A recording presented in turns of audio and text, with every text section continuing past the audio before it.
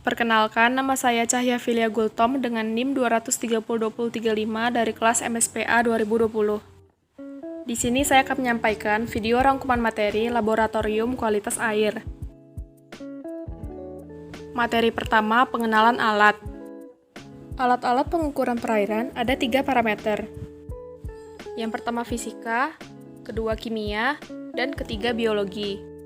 Parameter fisika, yang pertama ada kecerahan. Sesidis adalah alat pengukuran kecerahan perairan.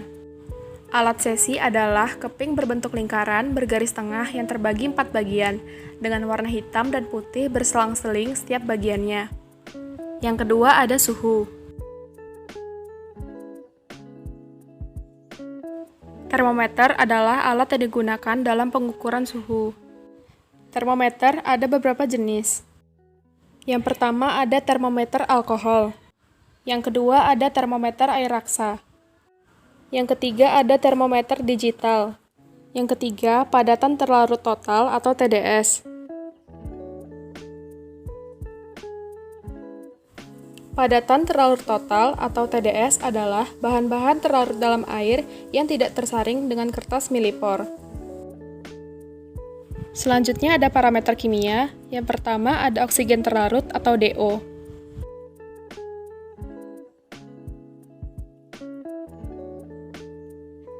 DO meter adalah alat untuk penentuan oksigen terlarut dalam suatu perairan. Yang kedua pH. pH meter adalah alat yang digunakan untuk mengukur derajat keasaman.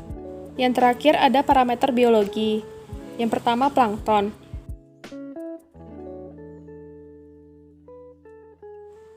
Planktonet adalah alat yang digunakan untuk pengambilan sampel plankton dengan cara menyaring air sampel.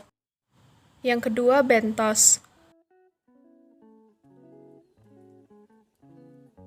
Surbernet adalah alat yang digunakan untuk pengambilan sampel bentos dengan cara substrat dasar perairan disaring dengan alat ini. Materi kedua, analisis sifat kimia air. Derajat keasaman atau pH dapat diukur dengan pH meter. Dengan cara memasukkan pH meter ke dalam air sampel, lalu tunggu sampai angka muncul pada pH meter.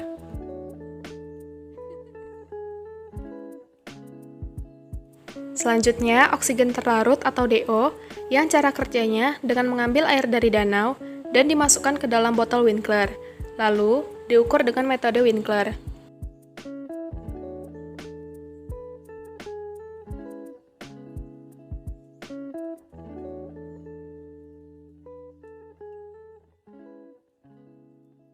Selanjutnya, karbon dioksida atau CO2. Cara kerja CO2 bebas. Yang pertama, pengambilan sampel. Yang kedua, masukkan sampel ke Erlenmeyer dengan hati-hati. Yang ketiga, tambahkan 3-4 tetes indikator PP. Jika sampel berwarna merah jambu, menandakan adanya CO2. Dan terakhir, alkalinitas, merupakan gambaran kapasitas air untuk menetralkan asam. Materi ketiga, unsur-unsur material air. Yang pertama, oksigen terlarut atau DO adalah jumlah oksigen yang terlarut dalam air. Air harus mengandung DO sekurangnya 5 ppm. Yang kedua, ada karbon dioksida atau CO2. Karbon dioksida adalah senyawa kimia yang terbentuk 1 atom karbon dan 2 atom oksigen. Kelarutan CO2 dalam air tergantung pada temperatur air tersebut. Yang ketiga, pH dan alkalinitas. pH merupakan indikator tingkat asam atau basa pada air yang dinilai dengan skala 0-14. Sedangkan alkalinitas merupakan penyangga perubahan pH air. Yang keempat, ada kecerahan dan kekeruhan. Kecerahan perairan adalah suatu kondisi yang menunjukkan kemampuan cahaya untuk menembus air pada kedalaman tertentu.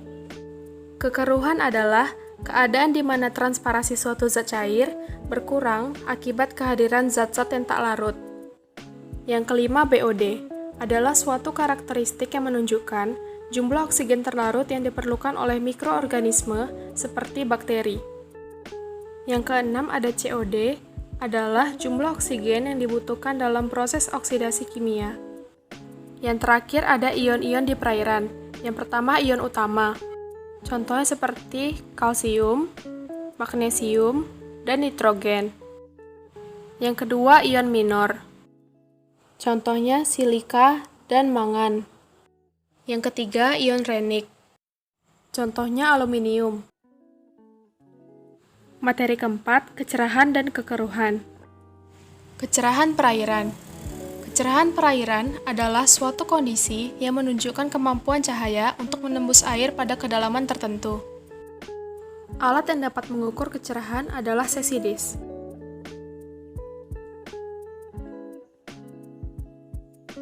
Fungsinya untuk melihat seberapa jauh jarak kedalaman perairan. Penggunaan sesidis, yang pertama, ikatkan sesidis dengan tali. Kedua, turunkan sesidis ke perairan sampai tidak terlihat. 3. Angkat sesidis secara perlahan sampai sesidis kelihatan di perairan. 4. Hitung kecerahan dengan rumus D1 tambah D2 per 2. Kekeruhan. Kekeruhan adalah keadaan di mana transparasi suatu zat berkurang akibat kehadiran zat-zat yang tak larut.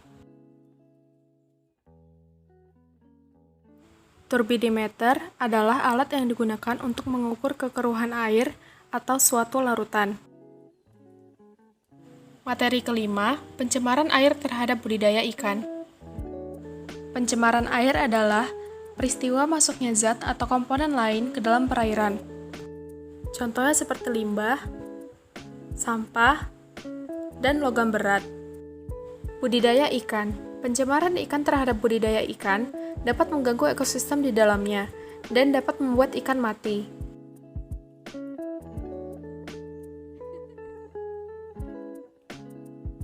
Materi keenam, pengaruh pakan terhadap kualitas air.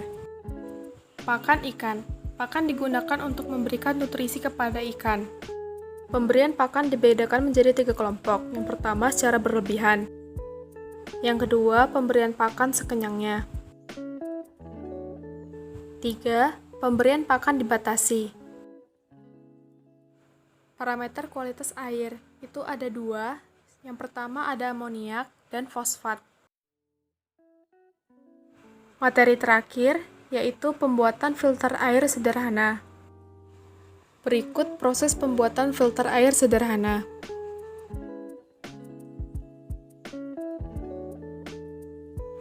Sekian dari saya, mohon maaf jika ada kesalahan dalam penyampaian materi.